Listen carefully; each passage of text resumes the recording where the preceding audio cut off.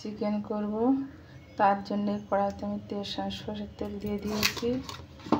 আর এই আলুগুলো কেটে ধুয়ে রেখেছিলাম, এই কড়াই দিয়ে দিলাম। অল্প পরিমাণে লবণ আর এই হলুদ দিয়ে আলুগুলো ভালো করে লাল লাল করে ভেজে নেব।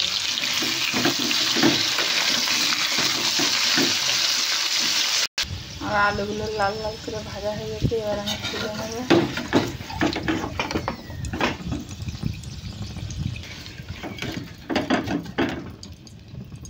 ওই তেলের মধ্যে গোটা গরম মশলা আমি দিয়ে দিলাম, আর একটা তেজপাতা 2 ভাগ করে দিয়ে দিলাম।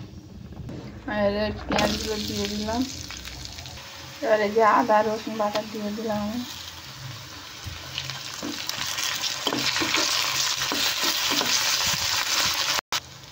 এই যে লঙ্কা গুঁড়ো দিয়ে দিলাম, হলুদ গুঁড়ো, এই যে লবণ, এই ধনের গুঁড়ো।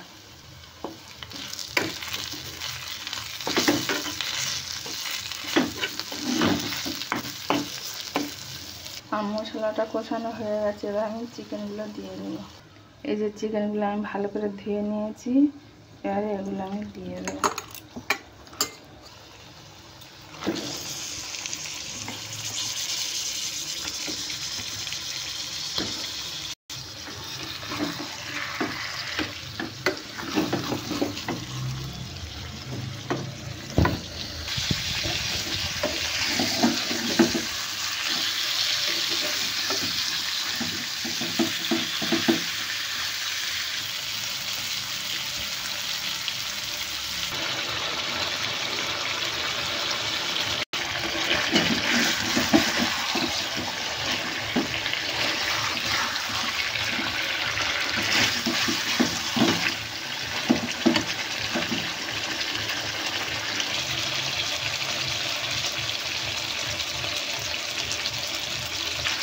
আমি এখন একটু ম্যাগি মশলা দেবো।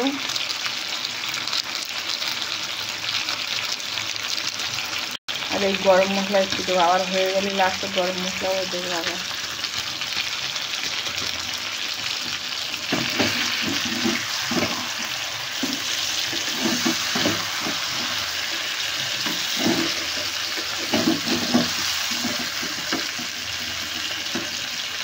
আর মাংসটা সুন্দর কষা হয়ে গেছে, এবার এই যে ভেজে রাখা আলুগুলো আমি দিয়ে দিলাম।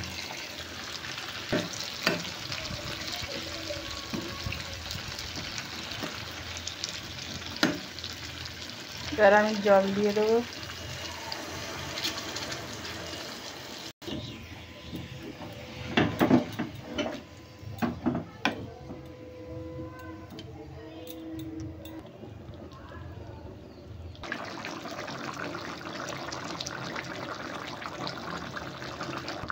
আমার চিকেনটা হয়ে গেছে, এবার আমি একটু গরম মশলা উপর থেকে ছড়িয়ে দিয়ে নামিয়ে নেবো। আর এটা হয়ে গেছে, এবার আমি গ্যাসটা অফ করে দিলাম। বন্ধুরা, আপনারা এইভাবে একবার চিকেন খেয়ে দেখবেন, খুব ভালো লাগবে।